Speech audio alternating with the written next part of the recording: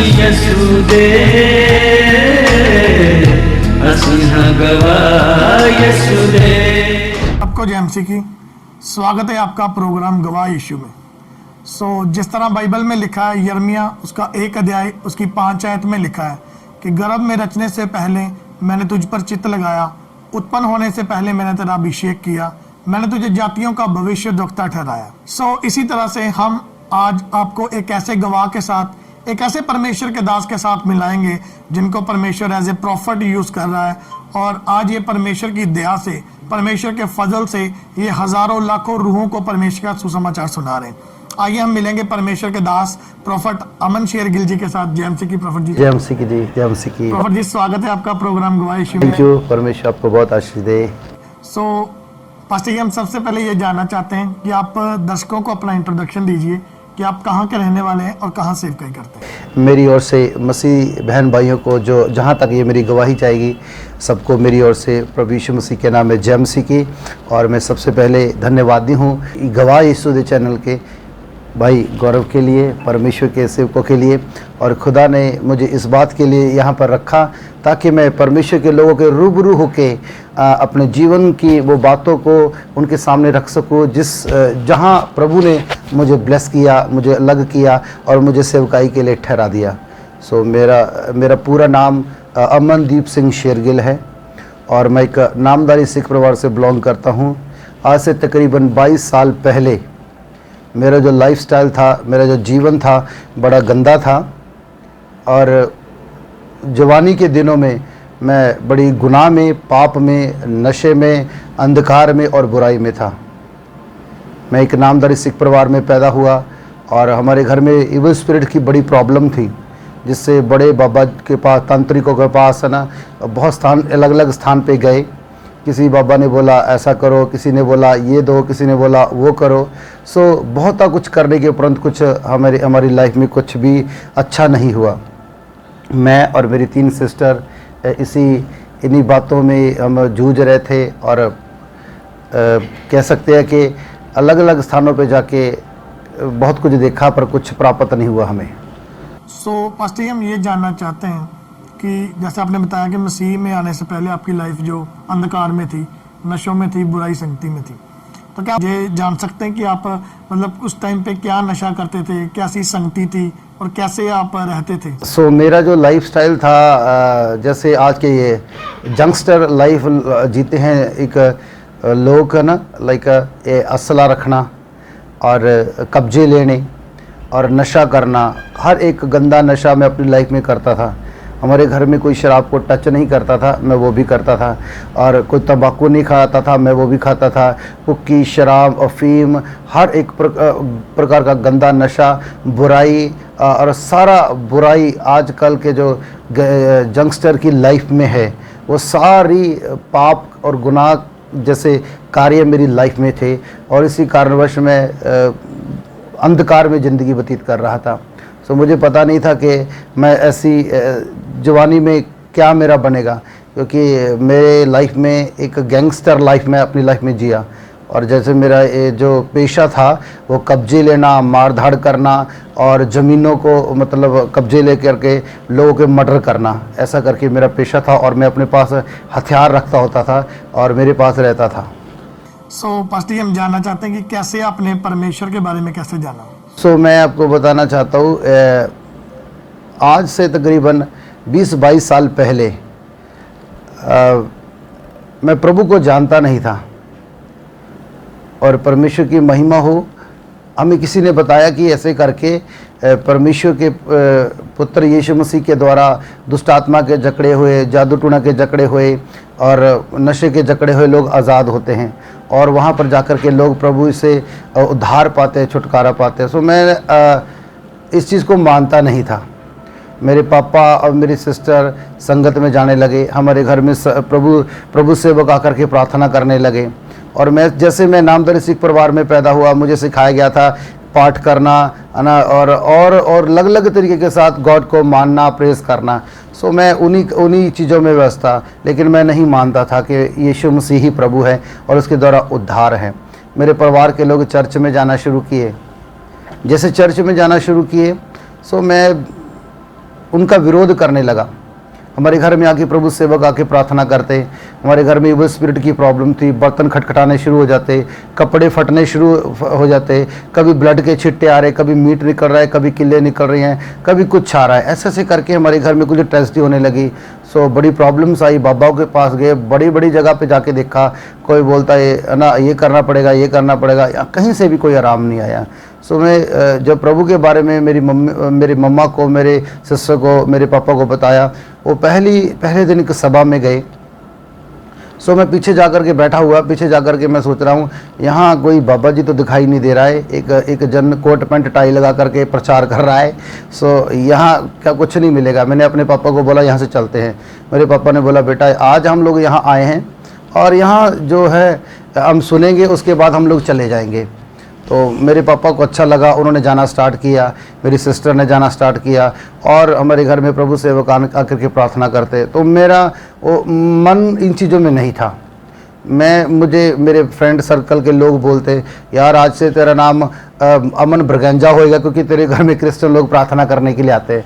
मैं उनको बोलता होता था, मैंने बोला ये मुझे समझ में नहीं आ रहा लोग क्यों इस धर्म में जा रहे हैं, ऐसा क्या करते हैं ये लोग। मेरे फ्रेंड सर्कल में लोग मुझे बोलने लगे कि ऐसे ऐसे करके भी तुम्हारे घर में क्रिश्चियन लोग आते हैं प्रार्थना करने के लिए, क्या तुम ईसाई बन गए, तुमने क्या धर्म चेंज कर लिया। मैं उनकी बातों को सुनता और पूरा क्रोध से भर जाता और मैं घर में आके अपनी सिस्टर को, अपनी मम्मा को, इवन यहाँ तक कि मैन ऑफ गॉड को, परमेश्वर के सेवकों को भी गालियाँ निकालता होता था। मेरा ऐसा लाइफ था कि मैं अपने घर में कई बार ऐसा भी बोल दिया कि तुम्हारा पास्टर अगर मुझे कहीं रास्ते में मिल गया ना, उसकी मैं अच्छा आदर सम्मान करूँगा, उसको मैं मारूँगा पीटूँगा और हमारे घर में ना आए वो ना। उन्होंने मेरे लिए प्रार्थना करते रहते और तकरीबन 4 साल 5 साल मेरे लिए उन्होंने प्रार्थना किया।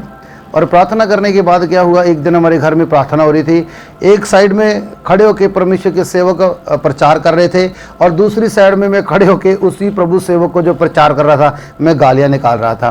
तो उस टाइम क्या हुआ, जब मैं गालियाँ निकाल रहा था लास्ट में एक पश्चाताप की प्रार्थना होती है। तो प्रभु सेवक ने ये अनाउंस किया कि अगर आज अपना मन आप प्रभु को दोगे तो परमेश्वर तुम्हें स्वतंत्र करेगा और तुम्हारा जीवन बहाल कर देगा। सो उस समय मैं सामने बैठा गाली निकाल रहा था, एकदम मुझे आवाज़ आई तू मुझे क्यों सता रहा है। मैंने इधर उधर देखा भी ये कौन है जो मुझे मेरा नाम लेके आवाज़ लगा रहा है। तो मैंने देखा कोई है नहीं कमरे में, तो ये आवाज़ कैसी है। फिर मैंने बोला आप कौन हो कि जो ये बात बोल रहे हो। मुझे उस समय एक आवाज़ आई, मैं यीशु हूँ जिसके लोगों को तू सता रहा है। तो उस टाइम मैंने देखा, मैं डर गया और बहुत घबरा गया कि यीशु मसीह को तो मैंने कुछ बोला नहीं, मैंने तो सिर्फ इसके सेवकों को और इन लोगों को गालियाँ निकाली है। लेकिन मैं नहीं जानता था कि प्रभु के लोगों को बोलना परमेश्वर को सीधा डायरेक्ट बोलना है। तो मैं उस समय मुझे एक आवाज़ आई, आज ही तेरे अंदर से अगर मैं सांस को निकाल लूँ तो तूने जो पाप किए हैं, जो तूने गुनाह किए हैं, इसका क्या बनेगा। मैं डर गया और मैं रोने लगा, मैं क्या करूँ, अब मुझसे गलती हो गई, मुझसे गुनाह हो गया। तो उस टाइम मुझे फिर एक आवाज़ आई, अगर आज अपना जीवन मुझे दे देगा, प्रभु कहते हैं, तो मैं तुझे ऐसा बनाऊँगा कि लोग तुझे मिलने के लिए तरसेंगे। और मैंने बोला मैं तो गुनाहगार हूँ, मैं ऐसा कैसे आपको अपनी लाइफ दे सकता हूँ। प्रभु ने बोला मैंने तेरे पाप के लिए अपनी जान दी है, अपना लहू बहाया है और मैं तुझे प्यार करता हूँ। मैंने बोला मैं तो सिख हूँ, ऐसा क्या। उसने बोला मुझे धर्म से कुछ लेना देना नहीं है, मुझे मजहब से कुछ लेना देना नहीं है, मुझे तेरे हार्ट से लेना देना है, मुझे तेरा दिल चाहिए, मुझे तेरा जीवन चाहिए। उस टाइम मैंने अपना जीवन प्रभु को दिया और प्रार्थना हो रही थी, मैं बिल्कुल आगे जाके खड़ा हो गया और मैं रोना शुरू किया। मेरी आंखों से आंसू बह रहे थे। उस टाइम क्या हुआ, प्रभु सेवक ने देखा जब ये इंसान, आज पवित्र आत्मा ने इसको ब्लेस कर दिया, इसको छू लिया है, तो उस टाइम मेरा मन जो है बड़ा उदास हो गया, मैं रोने लगा और मैंने अपना जीवन प्रभु को दे दिया। उसके बाद मैंने चर्च में जाना शुरू किया और चर्च में जाना शुरू किया। उस टाइम भी मैं हर एक नशा करता होता था और धीरे धीरे परमेश्वर ने मुझे नशे से स्वतंत्र कर दिया और फिर मैंने अपना जीवन पूरा डेडिकेट प्रभु को दे दिया। और तो उस टाइम परमेश्वर के सेवक संत नरेश पॉल जी के साथ मुझे रहने का सौभाग्य मिला। मैंने देखा बड़ी बड़ी कन्वेंशंस के अंदर लंगड़े चलते हैं, अंधे देखते हैं, बहरे सुनते हैं, गूंगे बोलते हैं, इवन यहाँ तक कि मुर्दे जी उठते हैं। मैं स्टेज के साथ खड़ा मैं प्रार्थना करने लगा, परमेश्वर क्या कभी ऐसा भी होएगा कि मैं प्रार्थना करूं और आप बड़े काम करो। तो मेरे पिता ने मुझे बोला, प्रभु यीशु ने मुझे एक दिन दर्शन में बोला, ये जो काम मैं तुझे दिखा रहा हूं इससे तू बड़े बड़े काम करेगा और इससे बड़े बड़े काम मैं तेरे द्वारा करूंगा। तो पिता ने मुझे उस समय अपनी सेवा के लिए अलग किया और अंधकार से निकाल के ज्योति में लेके आ गया। और मैं प्रभु का धन्यवादी हूँ, उस प्रभु का जिसने इस तुच्छ को, इस निकम्मे को संसार के मूर्खों में से चुना और इस बात के लिए ठहरा दिया ताकि मैं उसकी सेवा करने पाऊँ। हमारे कभी दादा परदादा ने कभी सोचा नहीं था कि हम प्लेन में बैठेंगे, लेकिन प्रभु यीशु मसीह के बड़ी अपार कृपा और अनुग्रह के द्वारा मुझे कई कंट्रियों में जाकर के उसके सुसमाचार को फैलाने का सौभाग्य मिला। और मैं पिता का बड़ा दिल की गहराई से आभारी हूँ जिसने इस अमन शेरगिल को अपने दिल से लगाया और अपने लहू से खरीदा और अपनी महिमा के लिए, अपनी सेवकाई के लिए मुझे नियुक्त कर दिया। उस पिता का मैं दिल की गहराई से धन्यवाद करता हूँ। सो पास्टर, जिस तरह हम देखते हैं कि जब एक पर्सन मसीह में आता है, खास करके जब वो सेवकाई में उतरता है, तो कई बार क्या होता है कि उसकी जीवन में कोई दुख या परेशानी आ जाती है। तो कुछ लोग होते हैं जो उस चीज़ को देखकर वो बैकस्लाइड हो जाते हैं, वो छोड़ देते हैं परमेश्वर। तो क्या आपकी ज़िंदगी में कभी कोई ऐसा पल आया हो? हाँ, जब मैंने शुरुआत में जब प्रभु में आए तो कई हमें ऐसे मतलब ऐसे स्थान से निकलना पड़ा जहाँ हमें चूज़ करना था, चुनाव करना था कि हम प्रभु को चुने या फिर परिस्थिति हालात को देख करके अपने मन को बदल लें। इवन यहाँ तक कि हमारे रिश्तेदारों ने हमें छोड़ दिया। वो कहने लगे तुम लोगों ने धर्म चेंज कर लिया, तुम लोग ईसाई बन गए। अब मेरी सखी बुआ, फूफा और उसके बाद मेरे चाचा चाची, सब पूरा घराना हमारे अगेंस्ट हो गया। और उस टाइम भी हम लोग इस इतने सताव में आए, इतनी प्रॉब्लम में आए कि हम लोगों के साथ कोई मिलना जुलना पसंद नहीं करता था, हमारे साथ कोई उठना बैठना पसंद नहीं करता था। इवन के शादियों में हमें बुलाना बंद कर दिया, हमारे साथ मेल मिलाप करना बंद कर दिया और हमें अपने घराने में वो काउंट नहीं करते थे। लेकिन प्रभु यीशु मसीह की बड़ी कृपा के द्वारा हम उसमें स्थिर रहे, उसमें बने रहे और लोगों ने बहुत कुछ बोला, बहुत कुछ तोहमतें लगाई, बहुत कुछ हमारे ऊपर एलिगेशंस किए। लेकिन प्रभु यीशु का धन्यवाद हो, ऐसे दुख भरी परिस्थिति में हम ऐसी समस्या में प्रभु को नहीं छोड़े। और लोग हमें बोलते थे तुम तो ईसाई बन गए, तुमने धर्म चेंज कर लिया। मैं आपको बोलना चाह रहा हूँ, आज भी मेरा नाम अमनदीप सिंह शेरगिल है, मेरा नाम चेंज नहीं है, मेरा पहरावा चेंज नहीं है। मैं सिर्फ इतना मानता हूँ कि यीशु मसीह को दिल में जगह दी है, यीशु मसीह को अपने दिल में रखा है। मैंने अपना मन, अपना जीवन प्रभु को दिया है। यीशु मसीह धर्म चेंज नहीं करता है। यीशु मसीह मतलब आप कह सकते हैं कि आपकी लाइफ को ही बदल के रख देंगे और वो उसके पास आने वाला हर एक अनंत काल का जीवन, अटर्नल लाइफ पाता है। सो पास्टर, जिस तरह हम देखते हैं कि जब एक सेवकाई बढ़ती है, जब परमेश्वर के काम होने शुरू हो जाते हैं, तो उसके दौरान क्या आता है कि कई बार विरोध भी होता है। तो कभी आपका किसी चीज़ के लिए पर्सनली विरोध हुआ हो? हाँ, जब मैंने अपनी सेवकाई को शुरू किया, मैंने चर्च बिल्डिंग्स बनाना स्टार्ट किया, तो मेरे जितने भी नेबर्स थे वो सब मतलब अन्य जाति से, अलग अलग डिफरेंट मजहब से लोग आते हैं। और उन्होंने मेरे लाइक बोल सकते हैं सेवकाई के अंदर साउंड सिस्टम को लेके मेरे ऊपर रिपोर्ट्स दे दी, ये बड़ा साउंड करते हैं, बड़ा शोर करते हैं। और मोहल्ले में हम लोगों के खिलाफ मतलब पुलिस कंप्लेंट्स करनी शुरू कर दिया, कभी एसएसपी के पास, कभी उन्होंने कर देना पुलिस स्टेशन के अंदर, कभी किसी आईजी के पास। लेकिन उस परमेश्वर की अपार कृपा के कारण परमेश्वर ने ऐसी परिस्थिति में मैं संभाला है। आज जो लोग विरोध करते थे उन लोगों के परमेश्वर ने मुंह बंद कर दिए और हर एक परिस्थिति में प्रभु ने हमें संभाला है। सो पास्टर, बाइबल में लिखा है कि जब लोग सच्चाई को जानेंगे तो वो परमेश्वर उनको आज़ाद करेगा। तो अब हम देख रहे हैं कि जैसे पंजाब में, बल्कि पूरे वर्ल्ड में, इंडिया में, पूरे वर्ल्ड में जो क्रिश्चियनिटी बहुत तेज़ी से बढ़ रही है, क्योंकि लोग सच्चाई को जान रहे हैं और परमेश्वर में आ रहे हैं। तो उसके दौरान कुछ लोग ये भी बोलते हैं कि ये पैसे दे के धर्म परिवर्तन करते हैं या लालच देते हैं किसी चीज़ का। तो जैसे आप भी एक सिख फैमिली से आए हो, मैं ये पूछना चाहता हूँ कि आपको कितने पैसे दिए गए धर्म परिवर्तन करने के? देखो, मैं आपको पहले भी बता चुका हूँ कि मैं तो खुद क्रिश्चियनिटी के खिलाफ था, है ना। और ऐसा कोई चीज़ नहीं है कि पैसे से खरीदा जाए।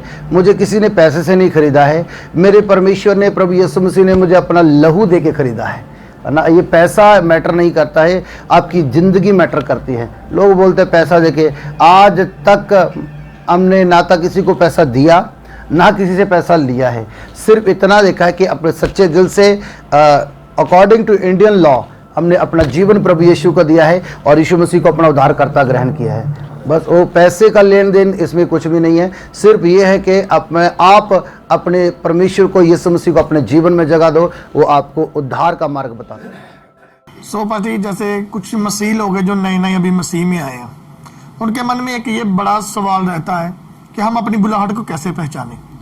तो मैं ये चाहता हूँ कि आप उन लोगों के लिए ये बताएं थोड़ा सा कि कैसे एक बंदा अपनी बुलाहट को पहचान सकता है। देखिए, अगर आप बुलाहट के ऊपर जाएंगे तो मुझे भी नहीं पता था कि मेरी सेवकाई क्या है और मैं क्या हूँ, पर लेकिन प्रभु ने एक स्थान पे हमें रखा है। जिस चर्च में आप जाते हैं, जिस सेवक के साथ आप जुड़े हुए हैं, वहाँ पे रह करके आप अपने परमेश्वर की सेवा करें। और जिस बुलाहट से परमेश्वर ने आपको बुलाया है, आपके अगुए के द्वारा, पवित्र आत्मा के द्वारा और परमेश्वर के सेवकों के द्वारा, भविष्यवाणी के द्वारा आपका परमेश्वर आपको बात करेगा। और जिस स्थान पे आप हैं वहाँ पर विश्वास योग्य ठहरे रहें। पिता ने आपको माँ के गर्भ से चुना हुआ है और बाइबल में लिखा हुआ है, मैंने तुझे पृथ्वी के छोर तक गवाह होने के लिए चुना हुआ है।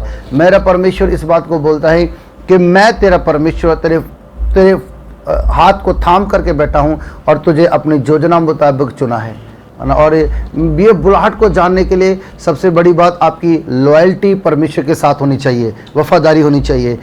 उससे आप चर्च में रेगुलर प्रार्थना, इतवार की प्रार्थना सभा में जाएं और वचन का अध्ययन करने और प्रार्थना में रहें, उपवास प्रार्थना में रहें। परमेश्वर आपके ऊपर प्रभु सेवकों के द्वारा, प्रॉफिट्स के द्वारा आपके ऊपर रिवील करेगा कि परमेश्वर ने आपको आपकी किस बुलाहट से, किस सेवकाई के लिए चुना है। हो सकता है आप म्यूजिशियंस के लिए प्ले करने के लिए चुने गए हैं, हो सकता है आप एवेंजलिस्ट होने के लिए चुने गए हैं, हो सकता है आप एक एडवाइज़र के रूप में चुने गए हैं, हो सकता है आप एक मैनेजमेंट करने वाले हैं। लेकिन जिस तरह का आपको मसा, चाहे बुलाहट आपकी है, वैसे झुंड में, वैसे स्थान पे मेरा परमेश्वर आपको रखेगा। हालेलुया। सो पास्टर जी, हम देखते हैं कि कुछ लोग ये बोलते हैं कि ये पास्टर बोलते हैं कि मुर्दे जिंदा होते हैं, लंगड़े चलते हैं, अंधे देखते हैं। तो कुछ लोग चैलेंज करते हैं कि हम मुर्दा लेके आएंगे चर्च में तो आप जिंदा करके दिखाओ।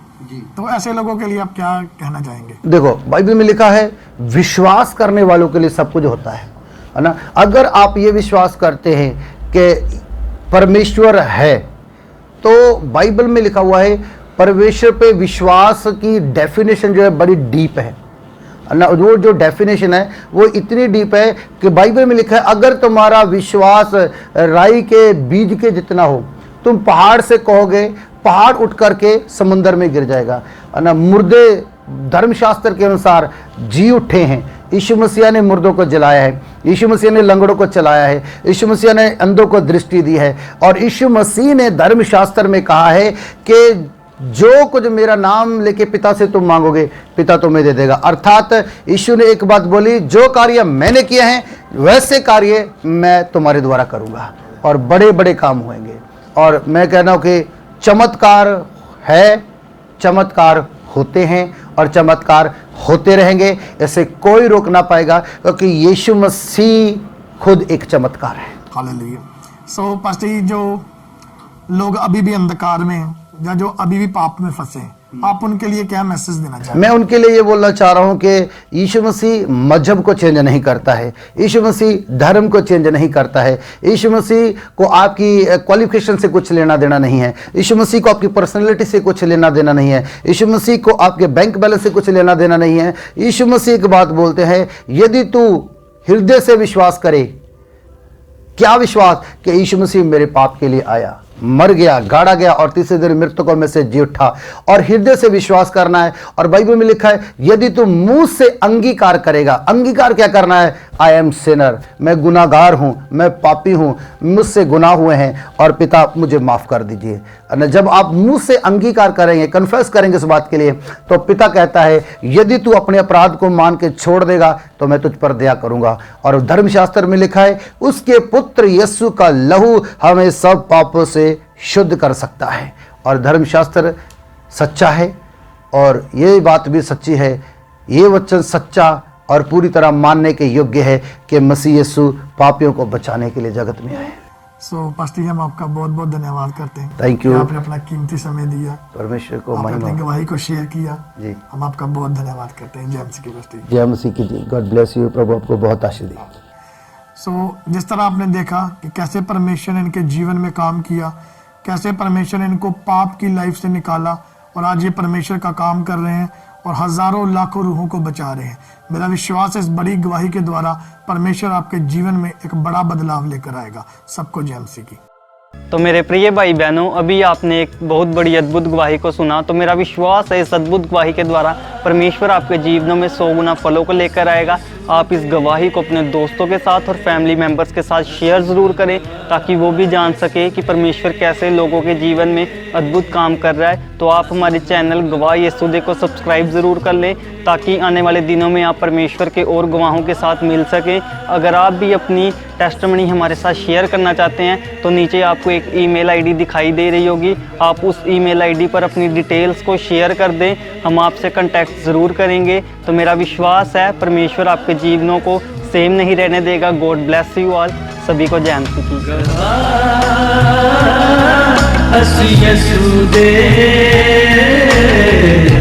ਅਸੀਂ ਹਾਂ ਗਵਾਹ ਯਿਸੂ ਦੇ।